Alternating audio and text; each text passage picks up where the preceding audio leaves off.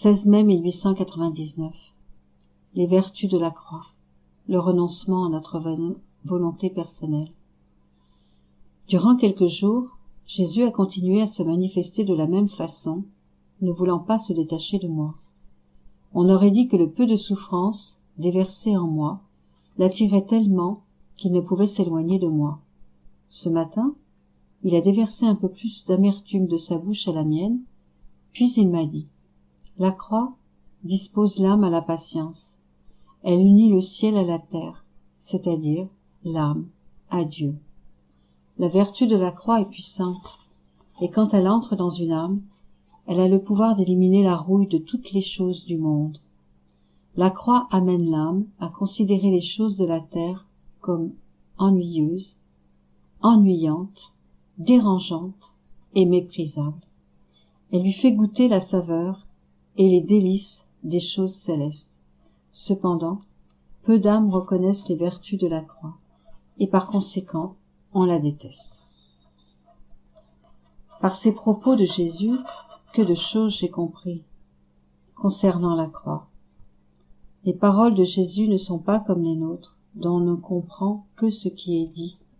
Un seul de ces mots répand une lumière tellement intense en nous qu'on pourrait passer toute la journée en profonde méditation pour le comprendre. Par conséquent, vouloir tout dire serait trop long et je ne puis le faire. Un peu plus tard, Jésus est revenu. Il avait l'air un peu affligé. Je lui en demandai la raison. Il m'a fait voir plusieurs âmes dévotes et m'a dit: ma fille, ce que j'aime dans une âme, c'est qu'elle se départisse de sa volonté personnelle. Alors seulement, la mienne peut s'investir en elle, la diviniser et la faire mienne. Regarde ces âmes qui s'affichent comme pieuses quand tout va bien, mais qui, à la moindre contrariété, par exemple, si leurs confessions ne sont pas assez longues ou si le confesseur leur déplaît, perdent la paix. Certains en arrivent même à ne plus vouloir rien faire, ce qui montre clairement que ce n'est pas ma volonté qui domine en elles, mais la leur. Crois-moi, ô ma fille, elles ont choisi la mauvaise voie. Lorsque je vois des âmes qui désirent vraiment m'aimer, j'ai bien des façons de leur accorder ma grâce. C'était pitoyable de voir Jésus souffrir pour de telles personnes. J'ai fait de mon mieux pour le consoler, puis tout s'est terminé. 16 mai 1902. 2 états sublimes pour l'âme. Ce matin, après m'être donné beaucoup de peine, montrait d'où Jésus est venu. Dès que je le vis, je l'ai serré fortement et lui ai dit: mon cher bien, cette fois, je t'étreindrai tellement que tu ne pourras plus t'échapper. Pendant ce temps, je me suis sentie toute remplie de Dieu, comme si j'étais inondée, de sorte que les puissances de mon âme sont restées comme fascinées et inopérantes. Elles regardaient seulement.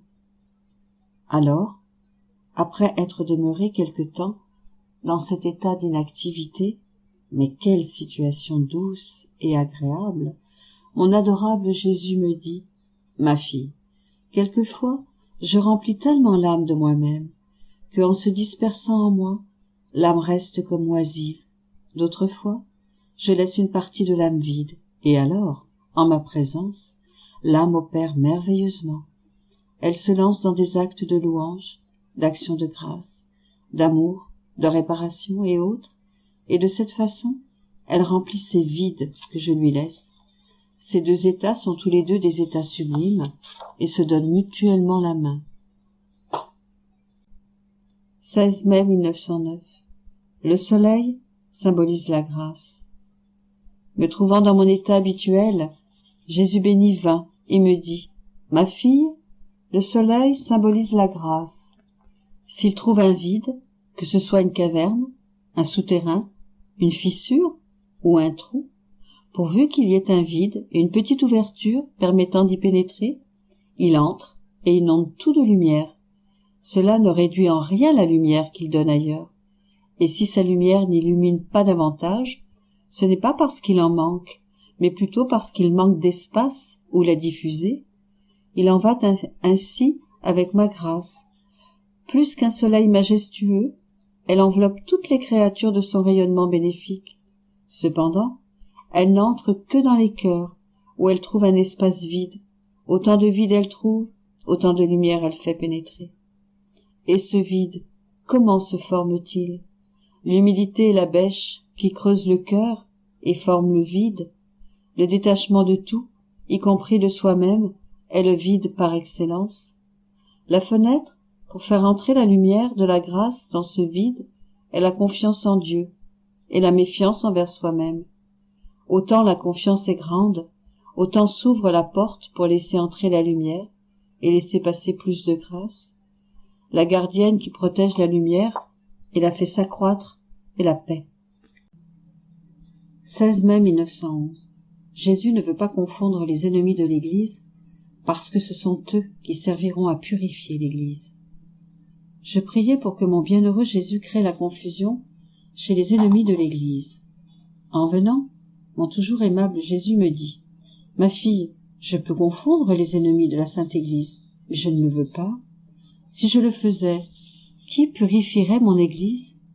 Les membres de l'Église, spécialement ceux qui prennent place et se trouvent au sommet des dignités, ont les yeux aveuglés. Ils voient les choses tellement de travers qu'ils arrivent à protéger ceux qui manifestent de fausses vertus et ils oppriment et condamnent les vrais bons. Il me déplaît tellement de voir mes quelques vrais enfants ployés sous le poids de l'injustice. Ces enfants, grâce auxquels l'Église doit se relever et à qui j'accorde de nombreuses grâces pour les disposer pour ce travail. Je les vois avec le dos au mur et les pieds entravés pour les empêcher d'avancer. Ceci me blesse tellement que je me sens tout en colère à cause de leur traitement. Écoute, ma fille, je suis toute tendresse, toute bonté, toute clémence et toute miséricorde, tellement qu'à cause de ma douceur je ravis les cœurs. Mais je suis aussi fort, assez fort pour écraser et incinérer ceux qui non seulement oppriment les bons, mais qui s'efforcent aussi d'entraver le bien que ceux-ci veulent faire. Ah, tu pleures pour les laïcs? Moi je pleure pour les douloureuses plaies qui existent dans le corps de la Sainte Église. Elles me causent tellement de douleur qu'elles surpassent les plaies des laïcs, parce que ces douleurs viennent de cette partie du corps dont je ne m'attendais pas à cela. Ces plaies me poussent à disposer les laïcs à crier contre le corps de l'Église. 16 mai 1917. Les avantages que l'on trouve à se fondre en Jésus, les heures de la passion, mettent la rédemption en action. Me trouvant dans mon état habituel, je me fondais totalement en mon doux Jésus, et je me déversais dans toutes les créatures, dans le but de les remplir de lui. Mon aimable Jésus me dit, « Ma fille, chaque fois que la créature se fond en moi, elle communique les influences divines à toutes les créatures, qui selon leurs besoins sont ainsi visitées.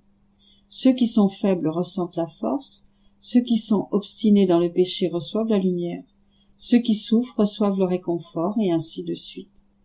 Après cela, je me suis retrouvée hors de mon corps, au milieu de beaucoup d'âmes. Il me semblait que c'étaient des âmes du purgatoire et des saints. Ces âmes me parlaient d'une personne morte, récemment, que je connaissais. Elles me disaient, comme elle est contente que les âmes qui portent l'empreinte des heures de la passion ne passent pas par le purgatoire. Escortées par ces heures, elles prennent position dans un endroit sécuritaire. De plus, il n'est pas une âme qui vole au paradis qui ne soit accompagnée des heures de la passion. Ces heures répandent continuellement la rosée du ciel sur la terre, dans le purgatoire et même dans le ciel. En entendant cela, je me disais, peut-être que pour tenir parole, à savoir que pour chaque mot des heures de la passion, Jésus sauverait une âme, mon bien-aimé Jésus accorde qu'il n'y ait pas d'âme sauvée qui ne le soit par l'intermédiaire de ces heures. Après, je suis revenu dans mon corps, et ayant trouvé mon doux Jésus, je lui ai demandé si cela était vrai. Il me dit, ces heures mettent en harmonie le ciel et la terre, et m'empêchent de détruire le monde. Je sens mon sang, mes plaies, mon amour, et tout ce que j'ai fait mis en circulation, et se répandre sur tout, pour tout sauver. Quand on médite ces heures de la passion, je sens mon sang, mes plaies et mes anxiétés pour le salut des âmes mises en motion. Je sens ma vie se répéter. Comment les créatures peuvent-elles obtenir quelque bien, si ce n'est par le truchement de ces heures? Pourquoi en doutes-tu? La chose n'est pas la tienne, mais la mienne.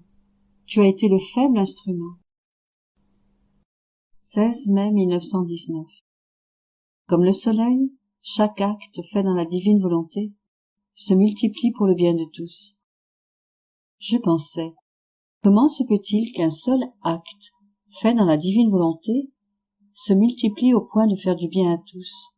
Alors, bougeant en moi, Jésus illumina mon esprit et me dit, « Ma fille, tu trouveras une image de cela en observant le soleil.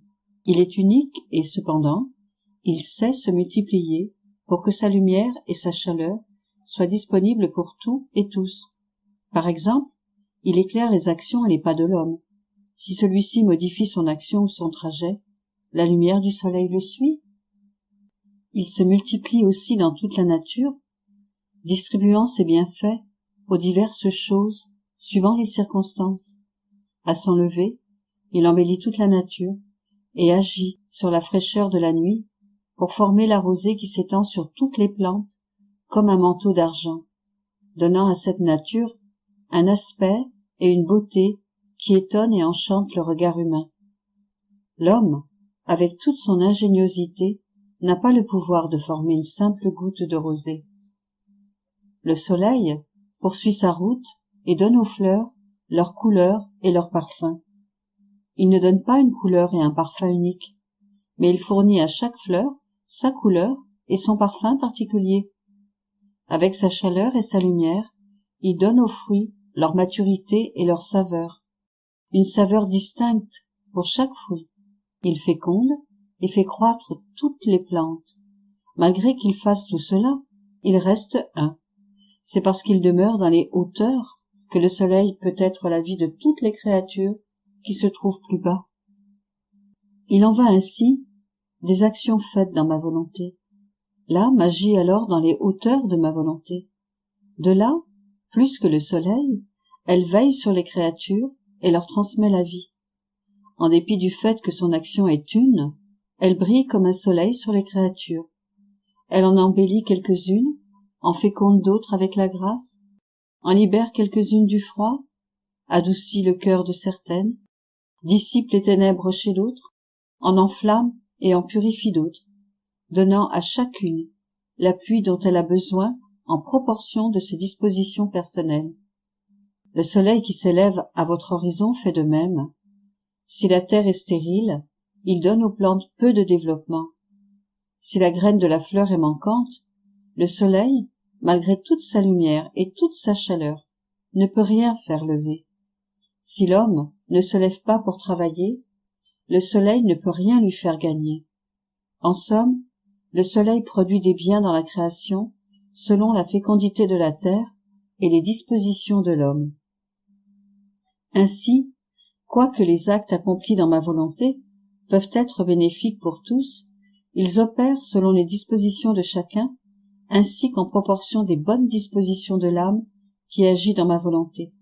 Quoi qu'il en soit, chaque acte fait dans ma volonté est un soleil de plus qui brille pour toutes les créatures.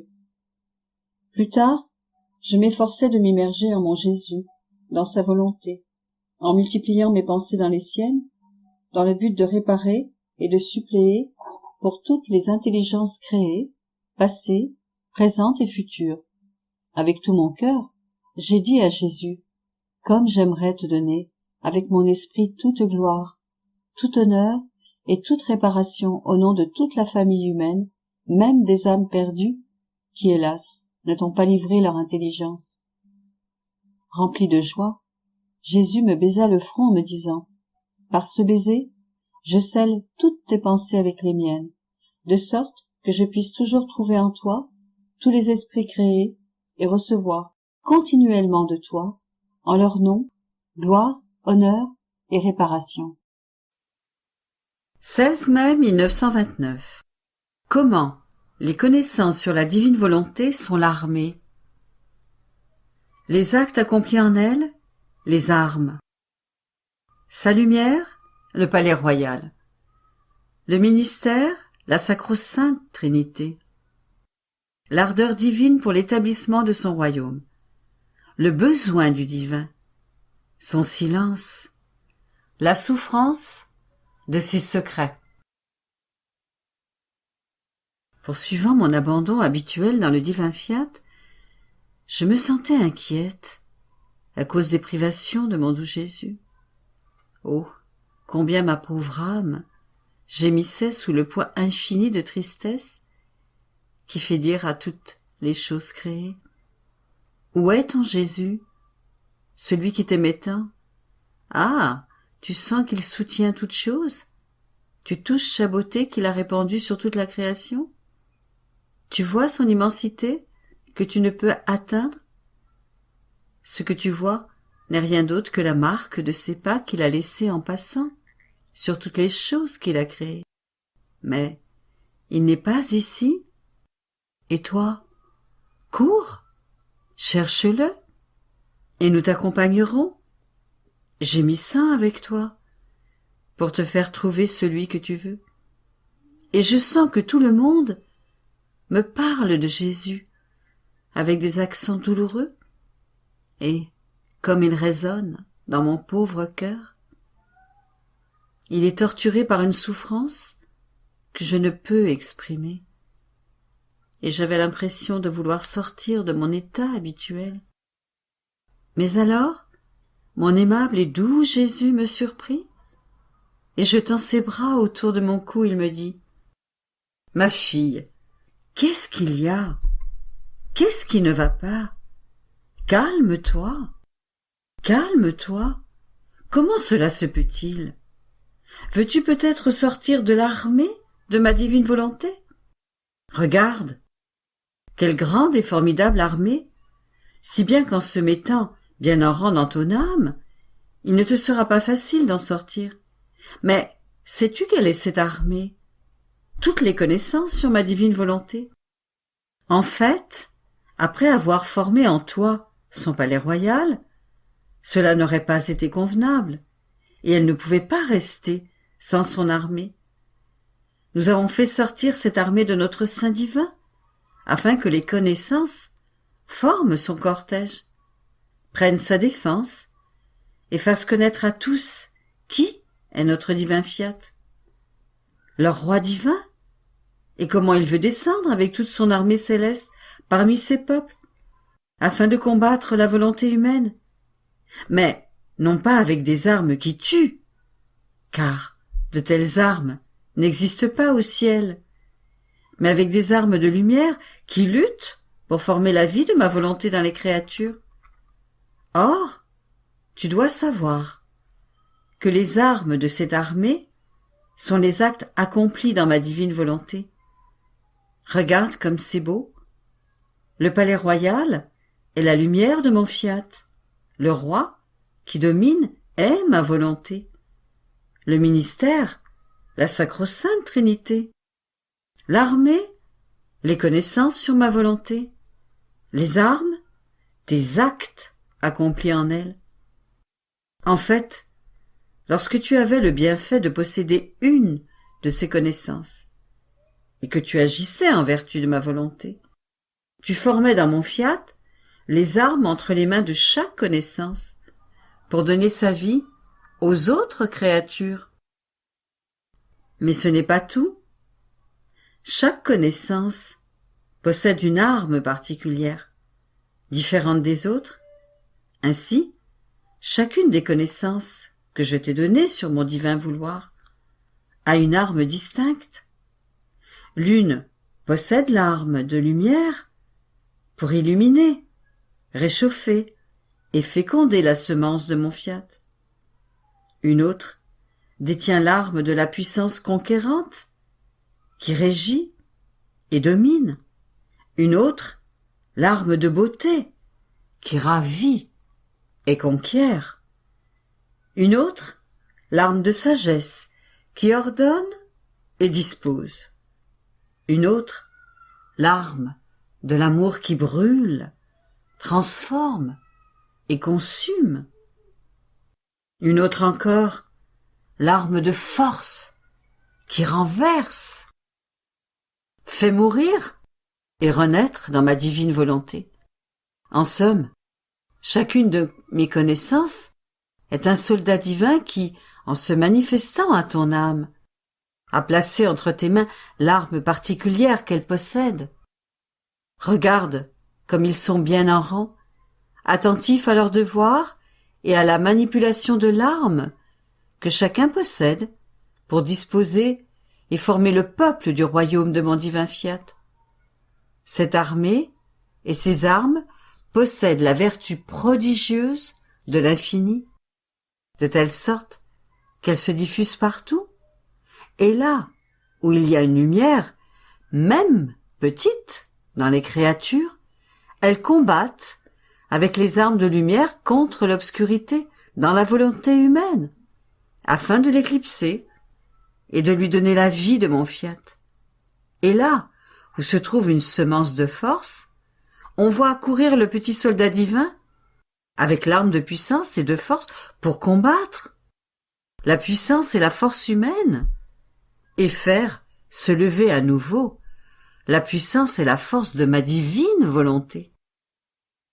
Cette armée possède l'arme qui convient pour combattre chacun des actes humains, pour que renaisse l'acte de ma divine volonté par-dessus l'acte humain. Par conséquent, ma fille, il est nécessaire que tu demeures dans ma divine volonté, afin de former suffisamment d'armes, par tes actes accomplis en elle, pour la grande armée de ses connaissances. Si tu savais avec quelle impatience cette armée attend d'avoir entre ses mains les armes de tes actes, pour pouvoir engager la guerre, détruire le pauvre royaume de la volonté humaine et construire notre royaume de lumière, de sainteté et de bonheur. Et cela d'autant plus que je suis en toi, dans le grand palais royal de ma divine volonté, au milieu de mon armée, avec le conseil du ministère des personnes divines, comme reproducteurs de nos œuvres, parce que nous sommes l'être opérant, et partout où nous sommes, nous voulons toujours agir, sans jamais cesser. Par conséquent, c'est une nécessité que tu demeures toujours dans notre fiat, pour t'unir à nous, dans notre opération continuelle, et nous donner le champ d'action, afin de toujours opérer en toi. En fait, le signe de l'opération divine est précisément cela. Opérer toujours, toujours et sans jamais s'arrêter. Après quoi, il garda le silence, puis, avec une tendre insistance, il ajouta: « Ma fille, si tu savais l'ardeur de l'amour que je ressens, parce que je veux établir le royaume de ma divine volonté sur la terre et réaliser l'unique dessein pour lequel l'homme a été créé.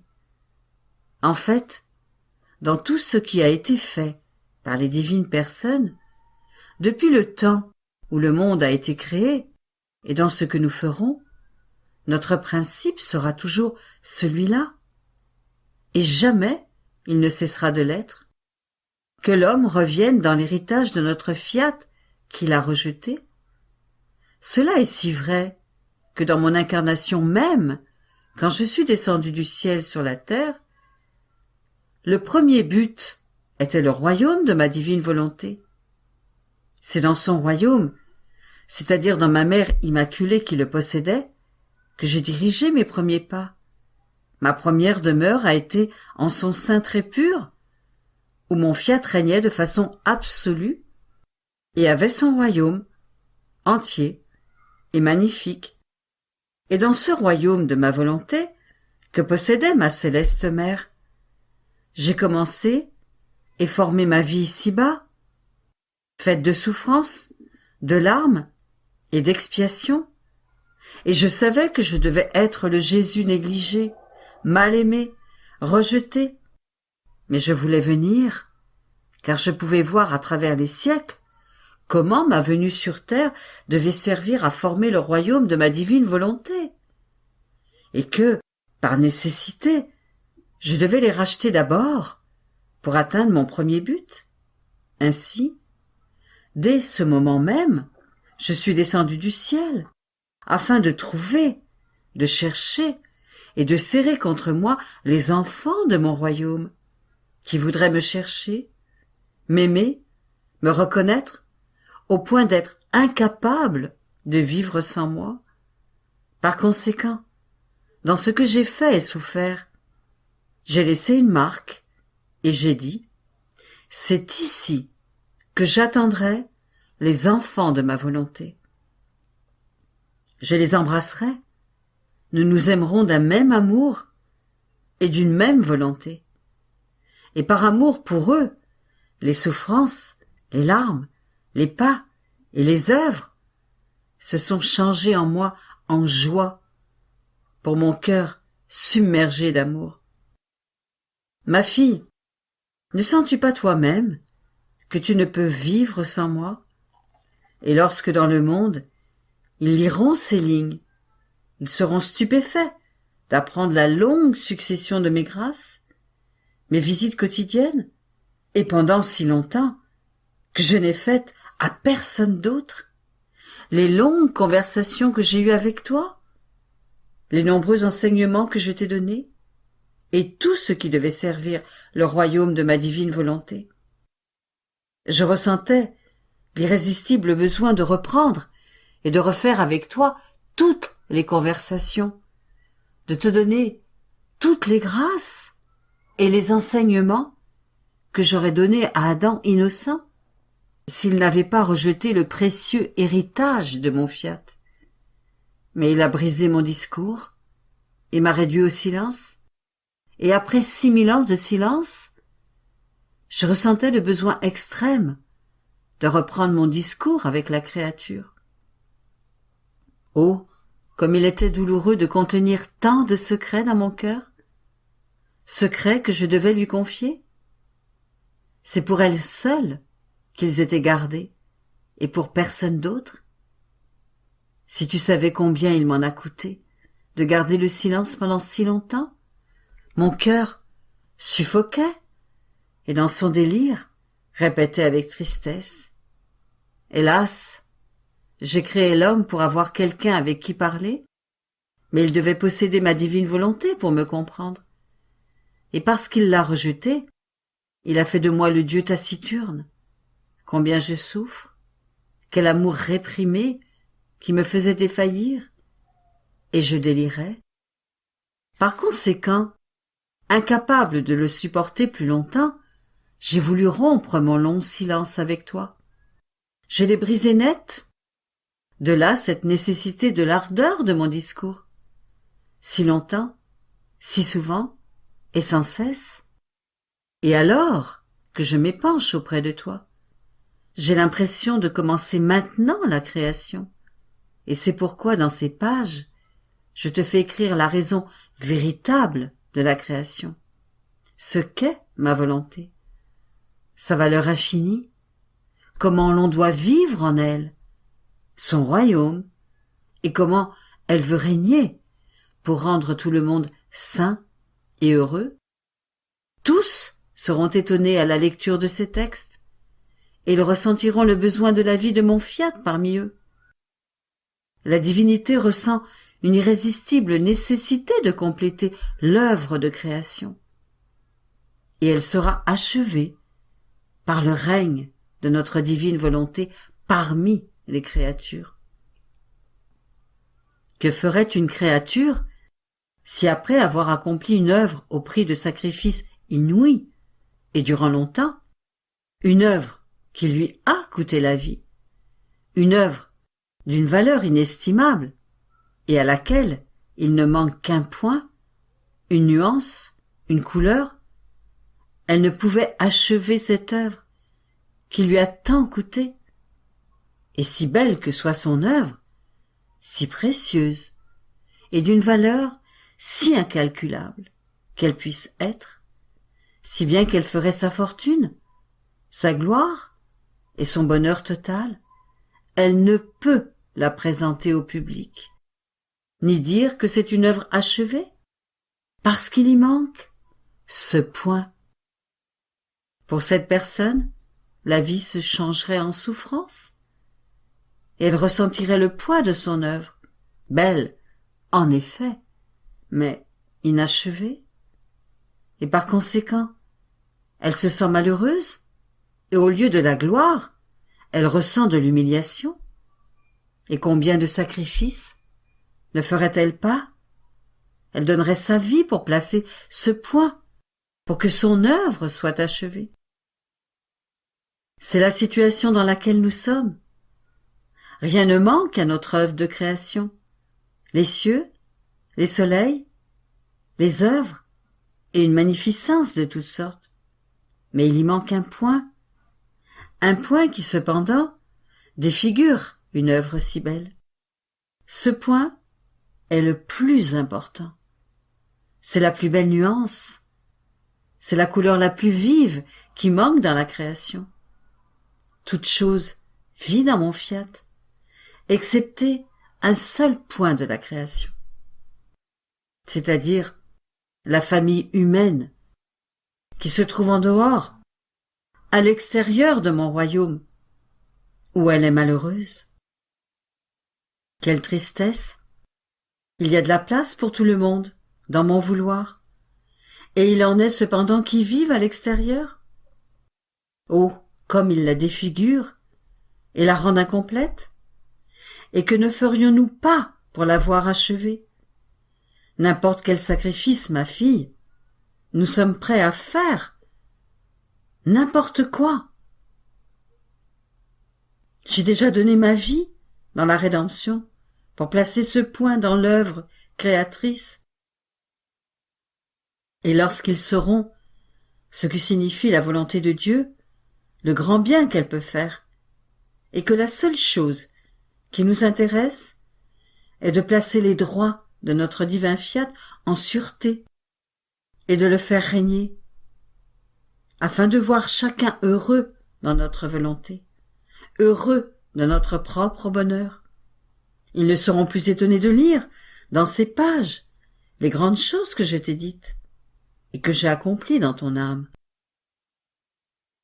Au contraire, ils diront: pour une volonté si sainte qui a tout fait, il était juste qu'il y ait un tel déploiement de grâce et de si sublimes enseignements chez celle en qui elle devait faire le premier dépôt de son royaume, afin de nous le faire comprendre, aimer et désirer avec ardeur. Par conséquent, sois attentive, car il s'agit de donner ses droits à une divine volonté pour faire que l'œuvre de la création soit complète.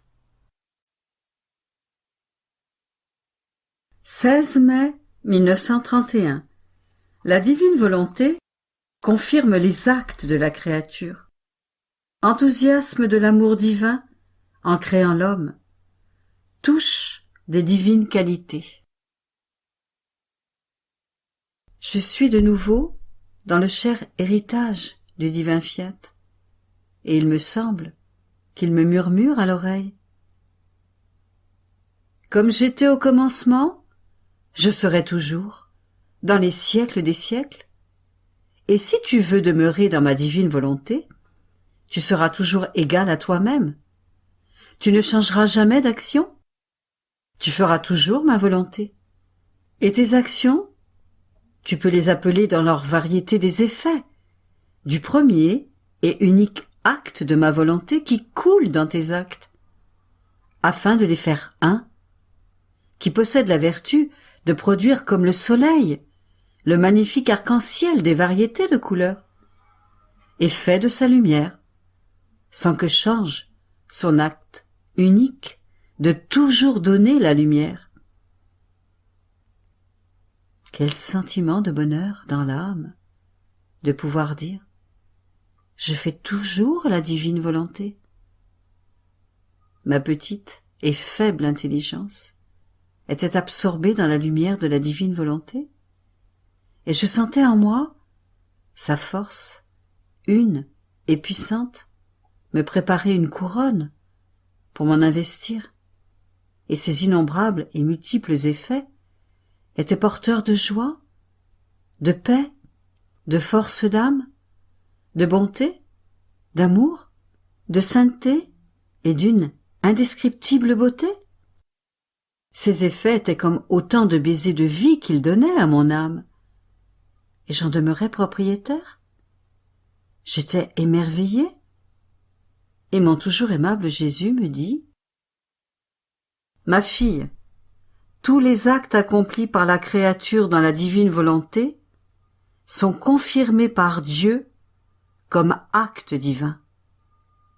Et cette confirmation forme la vie de ces actes.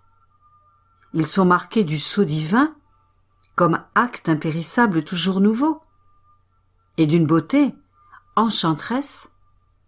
Je pourrais appeler les actes faits dans ma divine volonté une création nouvelle de la créature. Lorsqu'elle accomplit ses actes dans ma volonté, mon fiat vient y imposer sa force créatrice, et son acte les confirme. Cela se passe comme dans la création. La force créatrice de ma volonté se hâtait de créer toute chose, qui demeurait immuable et sans jamais changer. Le ciel, le soleil, les étoiles ont-ils changé? Ils sont tels qu'ils furent créés, car partout où mon vouloir place sa force créatrice, la vie éternelle de cet acte demeure, et confirmée, elle ne peut jamais changer. Tu vois ainsi ce que signifie agir et vivre dans ma divine volonté? C'est vivre sous l'empire d'une force créatrice, et qui confirme et met en sécurité tous les actes de la créature, en les rendant immuables, si bien qu'en vivant dans mon vouloir, la créature demeure confirmée dans le bien qu'elle fait, dans la sainteté qu'elle veut, dans la connaissance qu'elle possède, dans le triomphe du sacrifice. La divinité de notre volonté, faite spontanément, demeure sous l'empire de l'amour qui court irrésistiblement, qui veut donner à la créature, si bien que dans l'enthousiasme de notre amour, l'homme a été créé par touche de nos divines qualités. Notre être divin est un très pur esprit. Il n'avait ni main, ni pied. Nos divines qualités nous servaient de main pour former l'homme. Et, nous déversant sur lui, tel un torrent impétueux, nous l'avons façonné. Et en le touchant, nous avons infusé en lui les effets de nos suprêmes qualités. Ces touches sont restées dans l'homme, et l'on voit par conséquent en lui certaines merveilleuses qualités de bonté, de talent, d'intelligence et autres. Elles sont la vertu de nos touches divines, qui en continuant de façonner l'homme, produisent leurs effets. Elles sont nos gages d'amour, avec lesquels nous l'avons pétri, et qui, bien qu'ils ne s'en souviennent pas, et peut-être même ne nous connaissent pas, poursuivent leur office divin d'aimer notre être divin. Or, si quelqu'un touche un objet ou une personne, celui qui touche ressent l'impression de la personne touchée. Et comme nos touches de divine qualité sont restées dans l'homme, l'impression de l'avoir touché est restée dans nos suprêmes qualités, si bien que nous le sentons en nous-mêmes. Alors, comment ne pas l'aimer? Par conséquent, dans la mesure où l'homme agit dans notre volonté, nous allons à sa rencontre, avec de nouvelles inventions d'amour, et notre heureux refrain de l'aimer toujours. 16 mai 1937. La naissance divine des vérités, le plus grand miracle que Dieu puisse accomplir et le grand bien qu'elle apporte aux créatures. Je reviens toujours dans la mer du divin vouloir, et les si nombreuses vérités qu'elle m'a manifestées, elles envahissent mon petit esprit, comme autant de soleils resplendissants qui veulent tous me raconter l'histoire du divin fiat. Mais chacun à sa manière. Certains veulent me dire l'histoire de son éternelle lumière, d'autres de sa sainteté, quelques-uns de la manière dont il forme sa vie dans le centre de l'âme. Bref, ils ont tous quelque chose à dire sur une volonté si sainte, et tous ont une mission spéciale d'être porteurs du bien que chacun a en lui, et, unis tous ensemble, ils formaient une seule et unique vie. Mais pour être capables de déposer le bien que chacun possédait, ils voulaient être écoutés, reconnus, priés et appréciés, les portes de l'âme ouvertes, afin de pouvoir déposer la vie qu'ils contenaient. J'étais perdu au sein de si nombreux messagers, qui tous voulaient me dire l'histoire éternelle du fiat. Et mon très grand bien, Jésus, me refaisant sa petite visite, me dit avec un amour indescriptible: Ma petite fille du divin vouloir, tu dois savoir que le plus grand miracle que puisse accomplir mon être divin est de manifester sur nous une vérité, car elle est d'abord formée et mûrie dans notre sein, et nous la faisons sortir comme une naissance, porteuse de la vie divine pour le bien des créatures. Et les flammes de notre amour sont si grandes que nous ressentons alors le besoin de manifester nos naissances divines. Tu vois, par conséquent, que ce n'est pas le soleil, ni le ciel, ni le vent que nous manifestons dans une vérité, mais notre vie, comme porteuse de la vie divine aux créatures. Les autres miracles, la création elle-même, sont nos œuvres, mais pas notre vie. Les vérités sont par contre la vie éternelle, et si elles trouvent quelqu'un pour les recevoir, elles se bilocalisent, se multiplient de façon incroyable pour chaque créature, si bien que chacune peut les garder pour elle-même, comme une vie qui lui appartient. Ces vérités sont nos naissances. Elles ressemblent en toutes choses à notre être suprême. Elles ne sont pas une voix, mais elles parlent et font parler. Elles n'ont pas de pieds, mais elles marchent, et si rapidement que personne ne peut les rattraper, ni les entraver. Elles entrent dans l'intelligence et forment la pensée afin de se faire connaître. Elles se transmuent afin de se faire posséder. Elles renouvellent la mémoire afin de ne pas oublier. Elles marchent dans les chemins du cœur afin de se faire aimer. Elles n'ont pas de mains et elles travaillent. Elles n'ont pas d'yeux et elles regardent. Elles n'ont pas de cœur et génèrent l'amour. Les vérités ne sont rien d'autre que les vies palpitantes de notre être divin, au milieu des créatures, la palpitation de notre cœur, parce que notre cœur est la créature, et que nous, pur esprit, nous nous trouvons partout. Nous sommes le cœur que l'on sent battre sans le voir, et nous formons la vie pour la donner à toutes les générations humaines. C'est pourquoi il n'y a pas de miracle comparable à celui de la manifestation d'une vérité. C'est une de nos vies que nous dévoilons, et qui, mieux qu'un soleil, se fera lumière pour les créatures, et qui, en les dardant de sa chaleur vitale, fera mûrir sa vie, premièrement, dans celle où elle est dirigée, pour se diffuser ensuite dans celles qui voudront la recevoir. Et si elle trouve des ingrates qui ne veulent pas recevoir un si grand bien. Nos vérités ne sont pas pour autant sujettes à la mort, ni à perdre la vie. Elles attendent, avec une patience infinie, durant des siècles, s'il le faut, les générations nouvelles à qui elles donneront les biens qu'elles possèdent, et elles accompliront le dessein pour lequel elles sont sorties du sein divin.